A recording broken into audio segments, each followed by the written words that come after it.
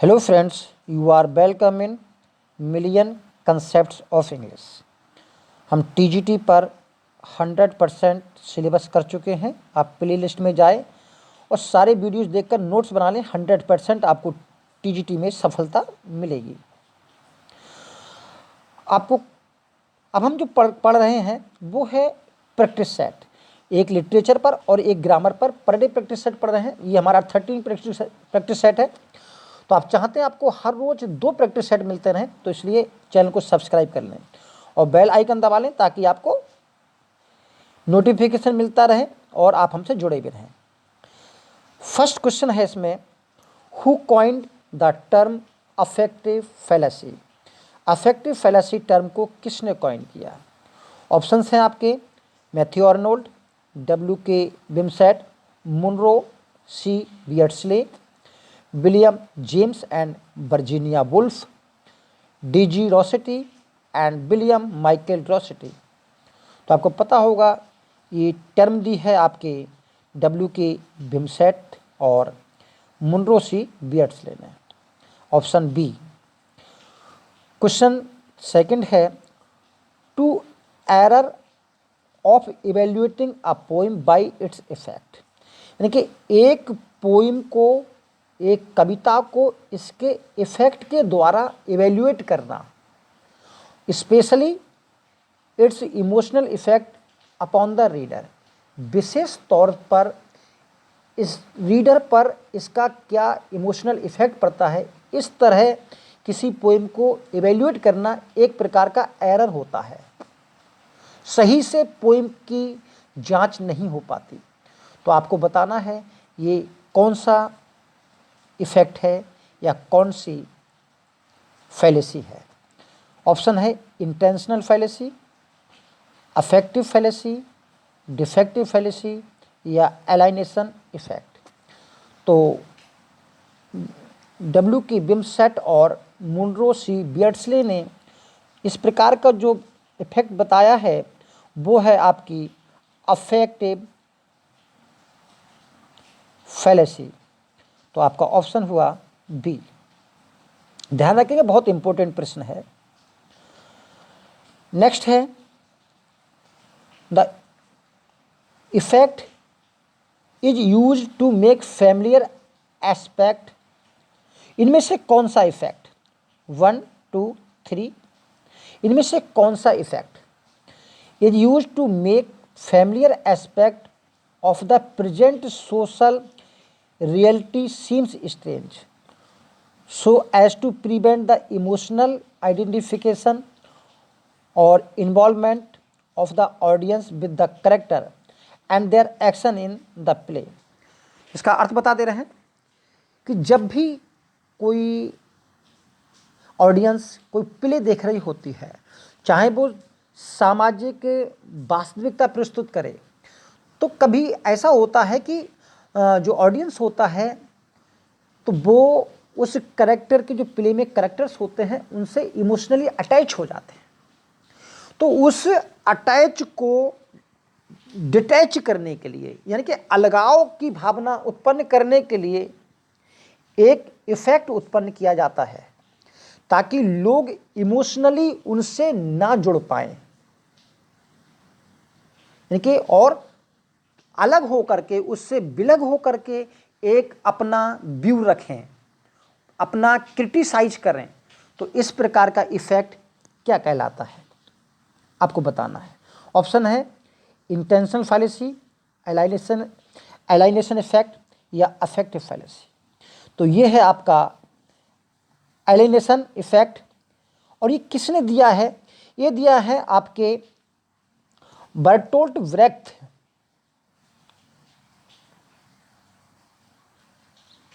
Bertolt Brecht हैं। तो Bertolt Brecht ने एक टर्म दी थी आपकी, और उस टर्म का नाम है epic theatre. Epic theatre.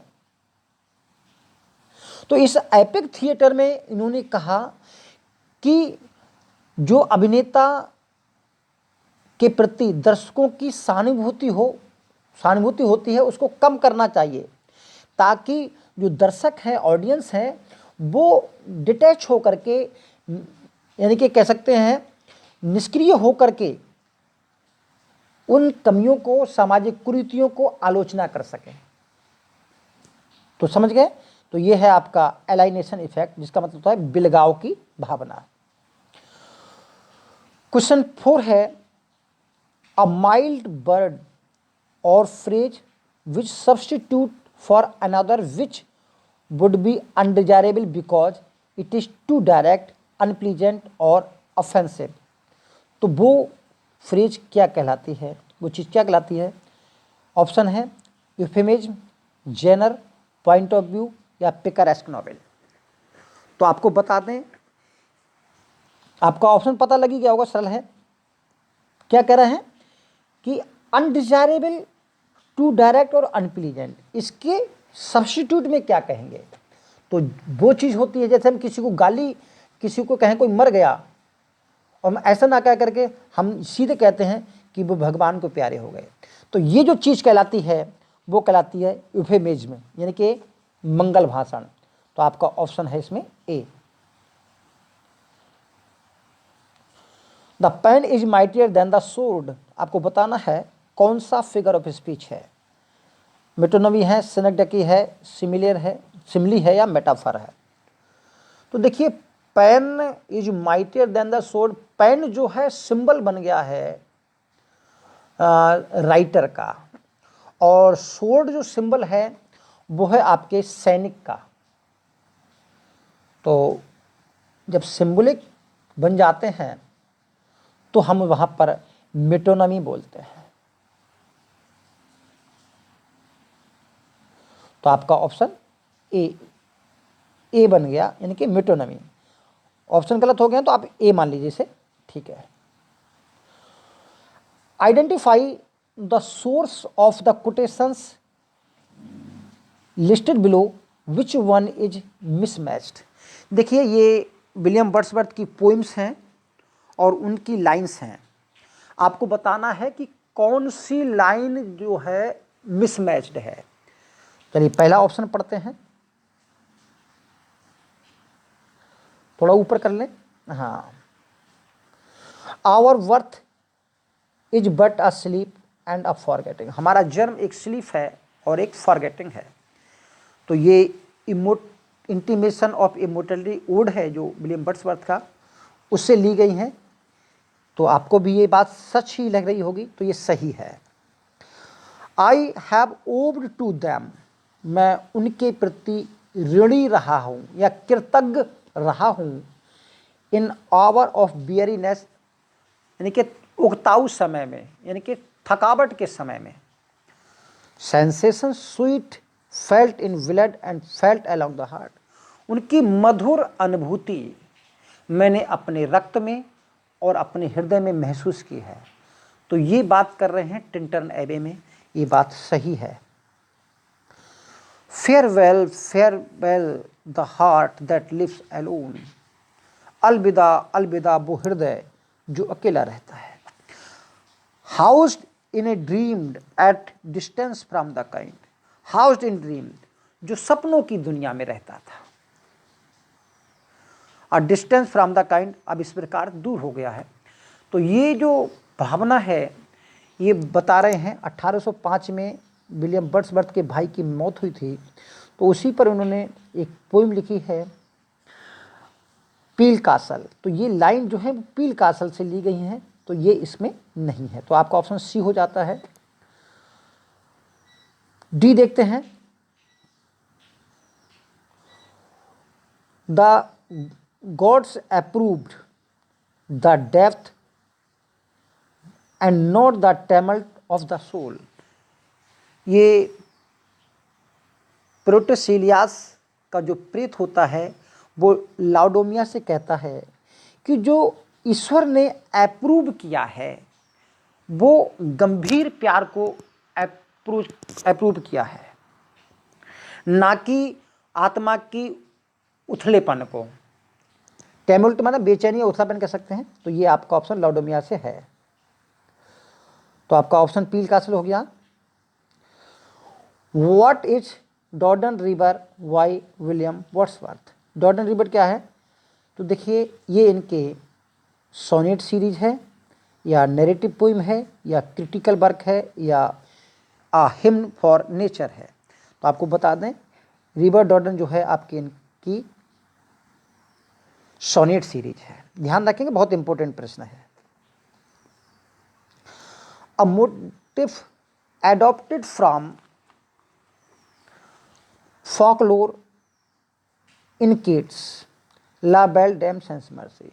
Kids का जो ओड है La Belle Dame sans Merci, इसमें कौन सा मोटिव एडॉप्ट किया गया है? ऑप्शन है आपके कार्पेडाइम मोटिव, यूबिसेंट मोटिव, लेट मोटिव या इनमें से कोई नहीं। तो देखिए आपको बता दें जो कार्पेडाइम मोटिव होता है उसका अर्थ होता है seize of the day. Seize of the day एक अर्थ होता है, यानी कि दिन का या समय का भरपूर उपयोग कर लीजिए, कल हो ना हो, कल किसने देखा है, यानी कि आज के समय में ही इंजॉयमेंट कीजिए। तो ये, और दूसरा यूबिसेंट का जो मोटिव होता है वो होता है वेयर आर फार्मूला। तो La Belle Dame sans Merci में वेयर आर फार्मूला अप्लाई किया गया है क्योंकि वहाँ जो नाइट एट आर्म्स है वो घूमता होता है। और जो लेट मोटिव है वो रिपीटेशन होता है, किसी भी थीम को बार बार रिपीट करना। तो आपका ऑप्शन हो गया बी यूबिसेंट मोटिव। चलिए लिखा होगा, आप देख लेना। कार्पेडाइम सीज ऑफ द डे, यूबिसेंट मोटिव वेयर आर फार्मूला, और जो लेट मोटिव है वो रीअपरेशन ऑफ एन आइडिया है। आपको बताना है who coin the term differences. तो नीचे दिया भी है, खैर दिख गया है। तो ये आपके रहे हैं जैक्स डेरिडा। इन्होंने ही डिफरेंसेस दी है, इन्होंने ही डिकंस्ट्रक्शन दी है। तो डिकंस्ट्रक्शन जब आप एम.एच. अब्राहम पढ़ेंगे तो डिकंस्ट्रक्शन के बाद इन्होंने डिफरेंसेस को भी जो है एक्सप्लेन किया है, Jacques Derrida. Poetic justice is a term explain in the following points. Poetic terms को इन पॉइंट्स में डिस्क्राइब किया गया है, but one point is not fit for it. लेकिन एक पॉइंट इसके लिए नहीं है, आपको वो पॉइंट पता लगाना है। तो पहले आप देख लीजिए, पहले हम बता दें पोएटिक जस्टिस जो है, चलो पढ़ ही लेते हैं। The term was coined by critic Thomas Rymer. तो ये तो सही है कि टॉमस रेमर ने ही इसको कॉइन किया है। It also insisted on liberty of the writers और पोइटिक लाइसेंस। तो ये राइटर की लिबर्टी या पोइटिक लाइसेंस पे इंसिस्ट करती है, ऐसा नहीं है। जो राइटर की लिबर्टी पे इंसिस्ट करती है वो होता है पोइटिक लाइसेंस। पोइटिक लाइसेंस अलग है और पोइटिक जस्टिस अलग है। पोइटिक जस्टिस क्या है? पोइटिक जस्टिस क्या है कि अगर कोई भी हीरो यानी कि प्रोटैगोनिस्ट या एंटागोनिस्ट जो गलत करता है तो उसका रिजल्ट भी वैसे ही आता है, यानी कि जैसा कर्म करेगा वैसा फल देगा भगवान। तो इसी बेस पर जो रचनाएं की जाती हैं इसको हम पोइटिक जस्टिस बोलते हैं। तो the term refers to strictly appropriate reward और punishment usually a fitting retribution. तो जो फिटिंग रिट्रीब्यूशन होता है, जैसा कर्म वैसा उसका रिजल्ट, तो इसे हम पोइटिक जस्टिस कहते हैं। तो ये बात भी सच है। Justice is poetic then in the sense that it occurs more often in fictional plot of the play than in real life। तो यहाँ पर ये लास्ट पॉइंट में कह रहे हैं कि जो पोइटिक जस्टिस में जो जस्टिस घटित होता है वो तभी होता है जब फिक्शनल हो। हम कभी कभी देखते हैं कि जो एक्चुअल हमारी जो रियल लाइफ है उसमें बहुत कम ऐसा हो पाता है कि अगर कोई पकड़ गया तो सज़ा मिल गई, वरना वो बचा हुआ है। तो ये काल्पनिक दुनिया में होता है क्योंकि राइटर क्या है, एक आइडियलनेस रखता है, आदर्श रूप रखता है। तो ये तीनों ऑप्शन ठीक हैं बजाय बी के। तो आपका ऑप्शन इसमें बी है जो इसलिए फिट नहीं है। विच of the following elegies is not a pastoral elegy. कौन सी इनमें पास्टोरल एलिजी नहीं है? स्पेंसर एस्ट्रोफल जो कि सिडनी की डेथ पर लिखी गई है, या मिल्टन ने लेसिडस लिखी है एडवर्ड किंग की डेथ पर, या सैली ने एडोनिस लिखी है कीट्स की डेथ पर, या ग्री ने एनालॉजी लिखी है आम कॉमन विलेजर की डेथ पर। तो आपको बताना कौन सी इसमें पास्टोरल एलिजी नहीं है। तो जो पास्टोरल एलिजी नहीं है वो है आपकी डी, यानी कि ये जो एलिजी है ये कॉमन पीपल के जरूर लिखी गई लेकिन पास्टोरल एलिजी नहीं है, क्योंकि पास्टोरल एलिजी में जो है देवियों का आवाहन होता है, यानी कि म्यूज का आवाहन होता है, इसमें नहीं है। चलिए बाकी तीनों पास्टोरल एलिजी हैं। क्वेश्चन नंबर 12 है, who founded the pre Raphaelite brotherhood? तो आपके ऑप्शंस हैं डांटे गैब्रियल रोसेटी यानी कि DG Rossetti, Bertolt Brecht, John Ruskin, Jacques Derrida. तो प्री राफेलाइट ब्रदरहुड 1848 में जो है फाउंड किया गया DG रोसेटी द्वारा और उनके भाई विलियम WH हंट द्वारा और जॉन एवरेंट बिलेनियस द्वारा, इनके द्वारा इसको फाउंडेड किया गया। तो आपका ऑप्शन हो गया ए। आपको बताना है, ये देख लेना, इन्होंने फाउंड किया है Gabriel Rossetti, John Everett malaise और विलियम हॉलमन हंट। क्वेश्चन 13 है, what do you understand by the term purple patch? तो पर्पल पैच से किससे समझते हैं? तो देखिए पर्पल पैच पढ़ लेते हैं, an irrelevant and excessively ornate and over writing passage, यानी कि पर्पल पैच एक असंगत अत्यधिक सजा हुआ ओवर रिटन पैसेज होता है, या a passage of pros underline in purple, या ऐसा पैसेज होता है जिसमें पर्पल कलर से उसको अंडरलाइन किया गया है, या stanza in the poem different in meaning, या पोइम में ऐसा स्टेंजा जो अलग मीनिंग का हो, या ये सभी हैं। तो आप बता दें, इसका ऑप्शन है आपका ए। पर्पल पैच का मतलब होता है किसी भी पोइम के पैसेज को या प्रोज के पैसेज को अत्यधिक सजावट करना, ठीक, और सजावट के कारण वो जो है वो इररिलेवेंट हो जाता है। तो आपका ऑप्शन ए हो गया। Who defines poetry as this? Poetry is the breath and finer spirit of all knowledge. It is the impassioned expression which is in the contents of all sciences. आपको बताना ये पोइट्री की definition किसने दी है? Options हैं kits, शेले, Wordsworth, T.S. Elliott. तो आपको पता ये तो सरलता है और लगातार आता भी है। तो जो आपका ऑप्शन है वो सी है। विलियम वर्ड्सवर्थ इसको प्रीफेस टू लिरिकल बैलेड्स 1800 में जो एडिशन छपा था उसमें देते हैं।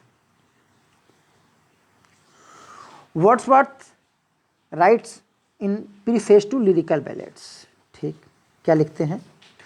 आई हैव अपोज to myself imitate and as far as possible to adopt the very language of man and assuredly such personification do not make any natural or regular part of the language।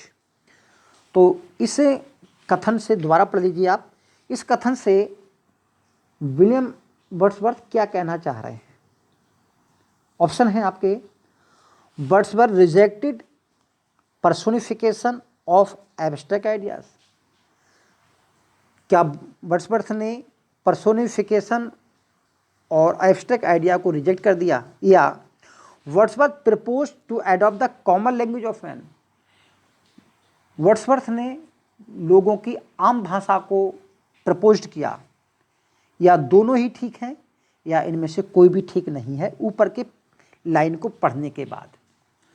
तो आपको बताते चलें ये दोनों ही option ठीक हैं, क्योंकि personification का मतलब होता है एब्स्ट्रैक्ट और इनएनिमेट आइडिया को अगर आप लागू करेंगे तो जो कॉमन लोगों की लैंग्वेज है वो इसमें शामिल नहीं हो पाएगी, क्योंकि आम जीवन में या अपनी डेली लाइफ में जो कॉमन पीपल होते हैं वो फिगरेटिव लैंग्वेज को या पर्सोनिफाइड लैंग्वेज को नहीं बोलते हैं। तो इसलिए इस आइडिया को विलियम वर्ड्सवर्थ ने रिजेक्ट कर दिया, पर्सोनिफाइड आइडिया को रिजेक्ट कर दिया, क्योंकि उससे कॉमन टच नहीं मिल पाता, और उन्होंने कॉमन लैंग्वेज को तो प्रपोज किया ही था। ठीक है, ये बहुत इंपॉर्टेंट पॉइंट है, ध्यान रखेंगे आप लोग। क्वेश्चन नंबर है, who taught William Wordsworth the politics of revolution? तो ऑप्शन है Godwin, Michael de Beaupuy, Jean Jacques Rousseau या एस्ट्री कॉलेज। तो देखिए ये 1790-91 में फ्रांस जाते हैं, और फ्रांस में जो एक रिवोल्यूशनरी ऑफिसर होता है, क्रांतिकारी ऑफिसर होता है, वो होते हैं माइकल डे ब्यूपाय, और इनसे ही पॉलिटिक्स ऑफ रिवोल्यूशन सीखते हैं। तो आपका ऑप्शन बी हो गया। Where did both friends William Wordsworth और कॉलेज मैट? कहाँ मिले? At Blois, at Bristol, Grasmere या रेडल माउंट? क्योंकि रेडल माउंट में तो ये अपने जीवन के अंतिम वर्ष रहते हैं, और ग्रासमेयर में भी रहते हैं, और ब्लॉयस जो जगह है इसमें ये फ्रांस में है, और यहाँ पर वो एनिटी बैलेंस से मिलते हैं, अपनी प्रेमिका एनिटी बैलेंस जो फ्रांस में थी। और ब्रिस्टल में मिलते हैं, आपके ऑप्शन बी में मिलते हैं 1795 में, 1795 में, 1795 में। तो आपका ऑप्शन बी हो गया। Who had left William Wordsworth a small legacy? कौन छोड़ते हैं, कौन से मित्र छोटी सी पूंजी छोड़ते हैं, वसीयत छोड़ते हैं? तो आपको बताना है। तो his friend रेस्ले culvert, एस्ट्री college, his sister डोरथी, या इनमें से कोई भी नहीं। तो उनके फ्रेंड थे उनके रेस्ले कलवर्ट, इन्होंने जो पाउंड 900 की जो है लेगेसी छोड़ी थी, इससे इनको बहुत ज़्यादा फायदा हुआ था। तो आपका ऑप्शन है ए।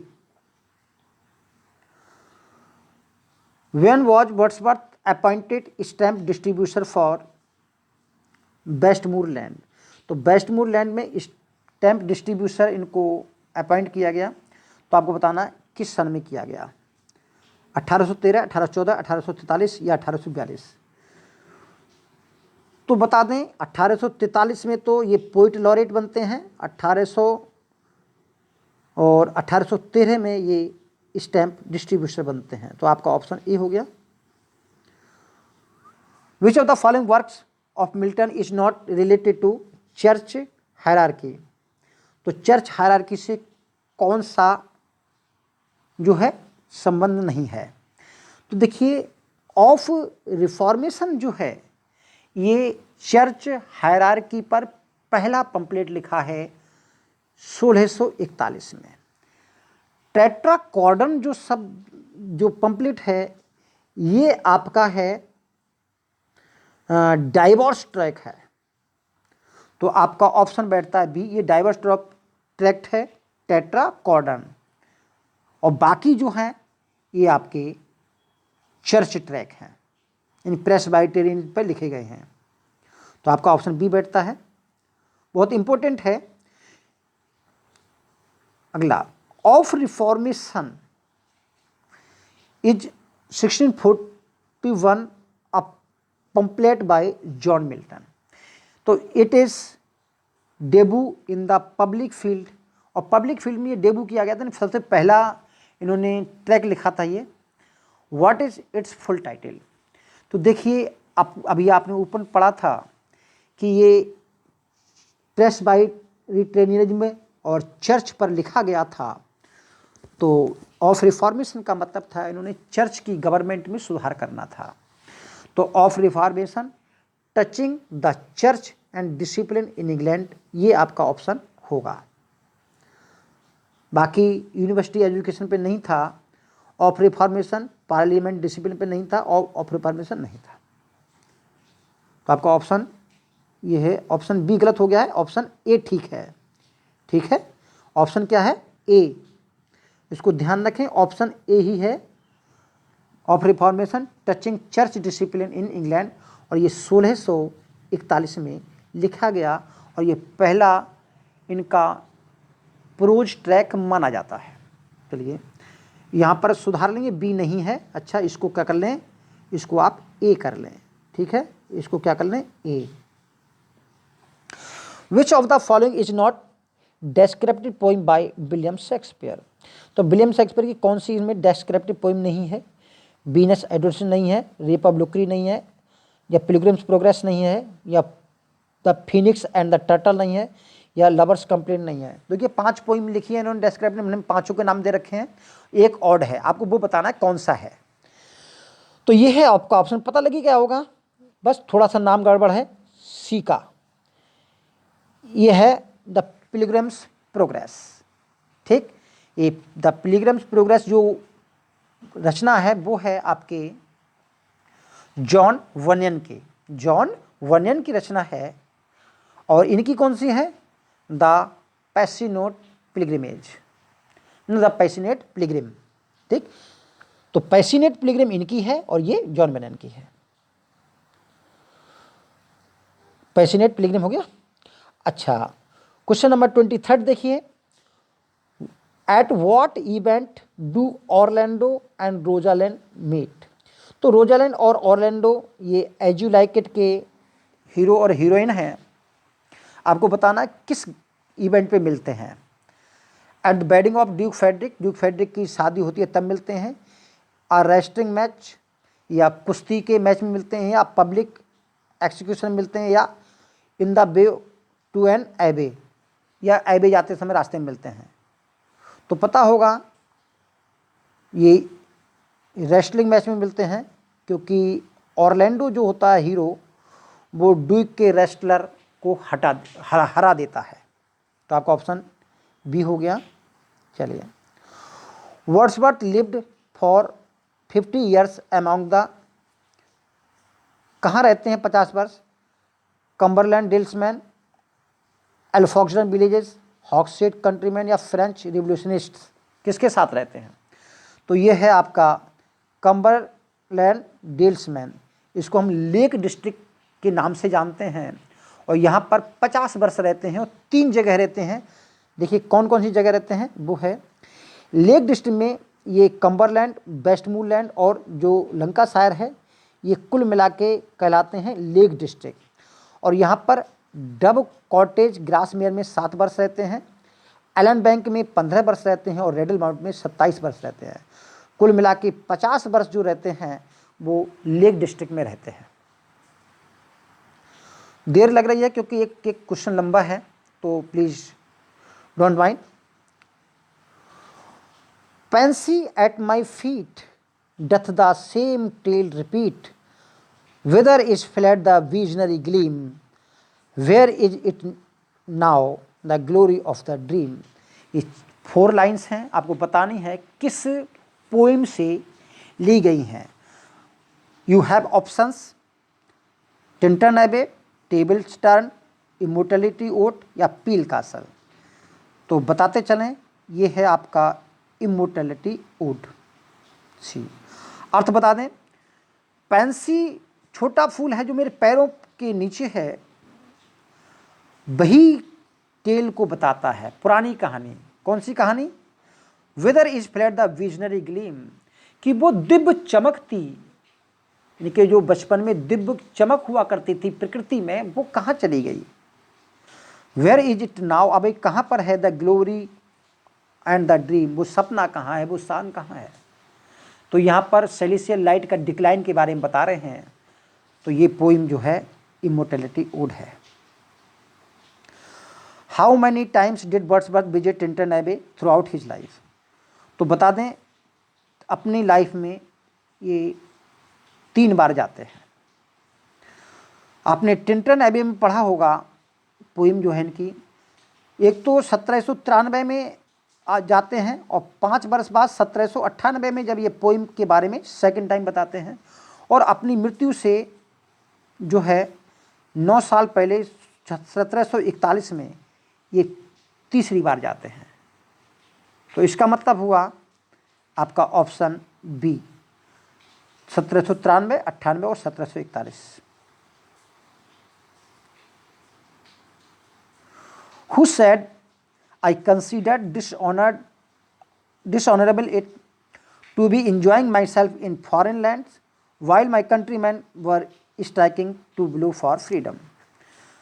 कि ये तो असम्मानीय बात होगी कि मैं अपने विदेश में आनंद लूँ और मेरे जो देशवासी हैं वो फ्रीडम की स्ट्राइक में शामिल हों। तो ये बात कौन कहता है? विलियम वर्ड्सवर्थ कहते हैं, मिल्टन कहते हैं, शैली कहते हैं, गाल्सवर्दी कहते हैं। तो देखिए, जॉन मिल्टन उस समय जो है 1638 और 39 में विदेशी टूर पर होते हैं, फॉरेन टूर पर होते हैं। तो उसी दौरान लोग जो है फाइट कर रहे होते हैं, गृह युद्ध की संभावना चल रही होती है, सिविल वार चल रहा होता है, शुरू होने वाला होता है। तो उसी दौरान ये लौट आते हैं। तो ये बात मिल्टन कह रहे हैं। ठीक है, आपका ऑप्शन बी हो गया। How many divorce tract did Milton right? तो आपको वर्ल्ड फेमस है ये बात, उन्होंने 2, 3, 4, 5 कितने लिखी आपको भी पता होना चाहिए। कुल मिला के उनके 4 डाइवोर्स ट्रैक्ट लिखे। Milton was motivated towards writing on the topic of divorce after reading the work of?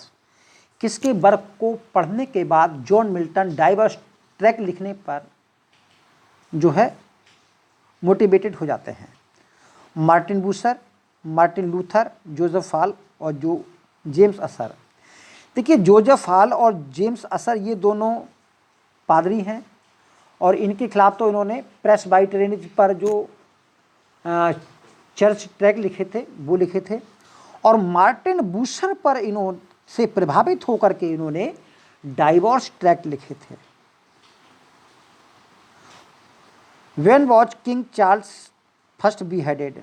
तो आपको पता होगा किंग चार्ल्स बीहेडेड होते हैं 30 जनवरी 1649 को। ठीक है, इसको ऑप्शन ध्यान रखेंगे। वैसे आपको पता ही होगा, मैं कुछ जल्दी कर दी तो आपका ऑप्शन ए हो गया। आपको सोचने का मौका नहीं दिया, इसके लिए सॉरी। इसमें भरपूर मौका मिलेगा। In front of the बैंक्वेटिंग house of the palace of white hall on 30 जनवरी 1649, यानी कि उनका महल था व्हाइट हॉल, उसके सामने जो बैंक्वेट हाउस था वहीं पर इनका सिर कलम कर दिया गया था किंग चार्ल्स फर्स्ट का। All is if I have grace to use it so and ever in my great taskmaster's eyes. ये जो लाइन लिखी हैं दो, ये किसने कंपोज की हैं आपको बतानी है। ठीक, तो these lines are composed by William Shakespeare, John Milton, John Donne या विलियम वर्ड्सवर्थ। तो आपको पता होगा जॉन मिल्टन का एक सोनेट है on reaching at the age of 23, sonnet है जॉन मिल्टन द्वारा। तो आपका ऑप्शन बी बैठता है। क्या है sonnet? On his reaching at the age of 23। Comus is a character inspired by ancient Greek god. Comus जो इनका मास्क है जॉन मिल्टन का, तो उस मास्क को किससे, जो उसमें एंशिएंट गॉड है कॉमस, तो उससे प्रभावित होकर लिखा गया है, इंस्पायर्ड होकर के।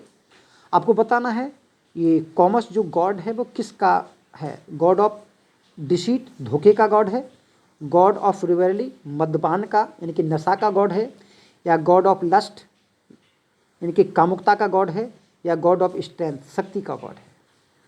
तो आपको ऑप्शन पता हो ही गया होगा, ऑप्शन बी है गॉड ऑफ रिवरली यानी कि मद्यपान का गॉड है। ऑप्शन बी है आपका। Comus is a character inspired by the god of revelry ancient Greek. ठीक, ये तो दोबारा दे दिया है, इसको आप काट लें। ठीक, ये दोबारा दे दिया। The lady in commerce, commerce में करेक्टर का नाम नहीं दिया उस महिला का, बल्कि वो चेस्टिटी की प्रतिमूर्ति बताई गई है। तो in Lady Comus remains magically bound to her chair, जो लेडी होती है कॉमर्स उसको जो है चेयर पर जादू से बांध देता है। With a song the water nymph frees the lady on account of her steadfast virtue. तो उस लेडी की स्टीड फास्ट वर्च्यू के कारण एक निम्फ होती है, वाटर निम्फ, ठीक, निम्फ माने परी होती है, तो जो वाटर निम्फ होती है वो उसको मुक्त कराती है उसकी वर्च्यू के कारण। तो आपको बताना है कि who is the that nymph, Comus में जो मदद करने वाली निम्फ कौन है। उसका नाम डायना है, सैबरीना है, वीनस है, या one of the sisters of sacred well. तो सेक्रेड बेल में 9 देवियां हैं, उनमें से एक है। तो आपका ऑप्शन है बी, ये है सैबरीना, ठीक।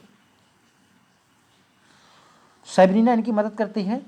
और जो सेक्रेड बेल जो देवी हैं, 9 देवी, ये लेसिडस में इनका आह्वान किया गया है जॉन मिल्टन द्वारा। Which of the following works did Milton write to calm down the public reaction of fear the revel of the fear to the beheading of Charles first. 30 जनवरी 49 को जब चार्ल्स फर्स्ट को beheaded कर दिया जाता है, तो पब्लिक या जो लोग हैं वो उग्र ना हो, रिएक्ट ना करें बहुत ज़्यादा। तो जॉन मिल्टन ने एक वर्क लिखा था 1, 2, 3, 4 इनमें से एक, तो वो उस भीड़ को पैसिफाई करने के लिए था। आपको बताना कौन सा वर्क था। ऑप्शन है the tenure of kings and magistrates, iconoclast, डिफेंसिव प्रो पापुलो एंग्लिकानो जिसको फर्स्ट डिफेंस बोलते हैं, या डिफेंसिव सेकंडा जिसको सेकंड डिफेंस बोलते हैं। तो देखिए 1649 में लिखते हैं ये the tenure of kings and magistrate, 1649 में लिखते हैं इसको। तो आपका ऑप्शन ए है।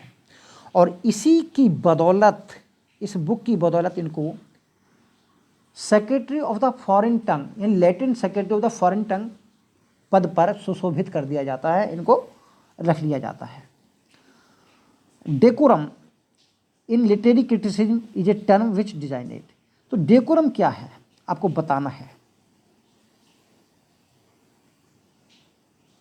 ठीक। तो डेकोरम का चलिए ऑप्शन पढ़ लेते हैं। The fitness in a literary genre, its subject matter, its characters and actions and the style of its narration and dialogue are match to one another. देखिए जब भी आप कोई रचना कर रहे हो तो उसके करेक्टर हो, उसके डायलॉग हो, उसकी सिचुएशन हो, उसका जो भी एक्शंस हो वो एक दूसरे से मैच करनी चाहिए। तो इसी को हम बोलते हैं डेकोरम, यही डेकोरम की डेफिनेशन है। दूसरा है an irrelevant and excessively ornate and the over writing passage. अभी आपने पढ़ा था जो ओवर राइटिंग पैसेज होता है उसको हम पर्पल पैच बोलते हैं। To talk in polite way, तो डेकोरम का अर्थ to talk in polite way भी होता है, लेकिन यहाँ पर ऐसा नहीं है, ठीक है। तो आपका जो ऑप्शन है वो आपका ए ही है। Earth fills her lap with pleasure of her own, yearning she hath in her own natural kind, and even with something of mother's mind and no unworthy aim। ये लाइन्स बतानी है कहाँ से ली गई है। टिंटन एबे, इमोर्टलिटी ओड, लीच गैदरर या Michael अ pastoral poem. चलिए इसका अर्थ बता देते हैं, तब तक आप ऑप्शन को सोचिए। पृथ्वी जो है अपनी गोद को आनंद से भरती है, ऑफ हर ओन अपने जो जिस धाय माँ की तरह जो उसका बालक है उसके लिए। Yearning she hath in her own natural kind, तो वह अपने खुद के स्वाभाविक तरीके से इतनी सुंदरता भर दे देती है। And even with something with a mother's mind, और उसके जो माँ का मन होता है, माँ का दिल होता है, उसके जो इच्छा होती है उसके अनुसार वो प्रदान करती है। एंड नो अनवर्दी एम, ये कोई अनवर्दी एम तो है नहीं। तो यहाँ पर कहना चाह रहा है कि जब प्रकृति, जब इंसान इस दुनिया में जन्म लेता है तो जो प्रकृति होती है वो उसको अपनी तरह से पालन पोषण करती है और इतना प्यार देती है, इतना प्यार देती है कि जो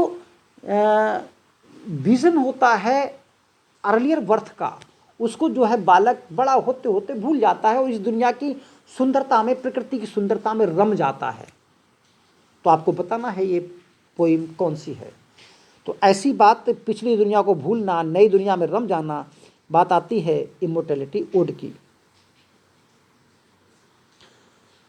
क्वेश्चन 38 है, Galsworthy's play type deals with the subject of justice, wars, labour disputes या class distinction.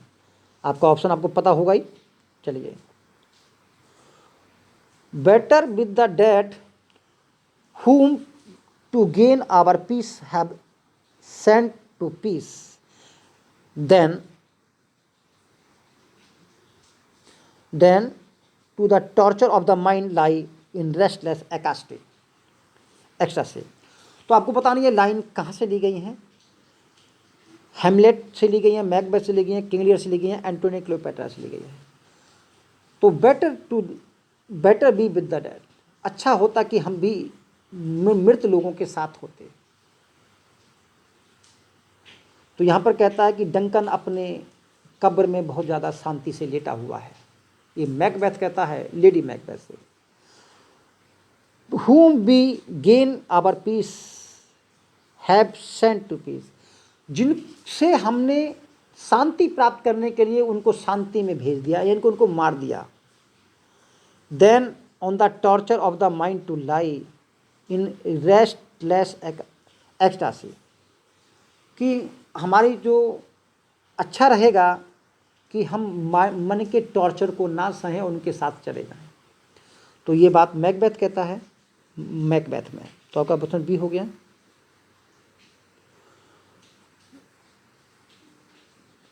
Why do people suspect Malcolm and Donalbain of being behind Duncan's murder? Duncan's के मर्डर के पीछे उसके दोनों पुत्र मैलकोलम और डोनाल्डबैन को क्यों लोग सस्पेक्ट करते हैं? तो सीधी सादी बात है, ऑप्शन पढ़ लेते हैं वरना तो समझ में आ ही जाएगा। कि Lady Macbeth smears blood on them, क्या लेडी मैकबेथ उनके ऊपर खून लगा देती है? या Lady Macbeth hides the bloody daggers in their belongings, या जो खूनी खंजर लेडी मैकबेथ उनकी वस्तुओं में छिपा देती है। They often fought with their father, या अक्सर वो अपने पिता से लड़ते रहते थे। या their running away makes them look guilty, या उनका भाग जाना उनको अपराधी बना देता है। तो ऑप्शन बैठता है डी, वो भाग जाते हैं अपनी जान बचाने के लिए, लोग सोचते हैं कि वही कत्ल करके भाग गए। लास्ट क्वेश्चन है, which is not an element of tragedy. देखिए एलिमेंट ऑफ ट्रेजिडी में आप फ्रेट्रियार्ड्स जो पढ़ा होगा आपने, पिरामिड, ये होता है एक्सपोजिशन यहाँ पर, और फिर ये राइजिंग एक्शन होते हैं, फिर ये क्लाइमैक्स होता है, फिर ये फॉलिंग एक्शन होता है, फॉलिंग एक्शन हो गया, और उसके बाद जो आता है ट्रेजेडी में वो आता है आपका कैटास्ट्रॉफी। ठीक, तो आपका कौन सा नहीं है? तो ये आपका कैटास्ट्रॉफी नहीं है, क्योंकि यहाँ पर डिनाउमेंट दिया गया है, और डिनाउमेंट जो है वो आपका होता है कॉमेडी में।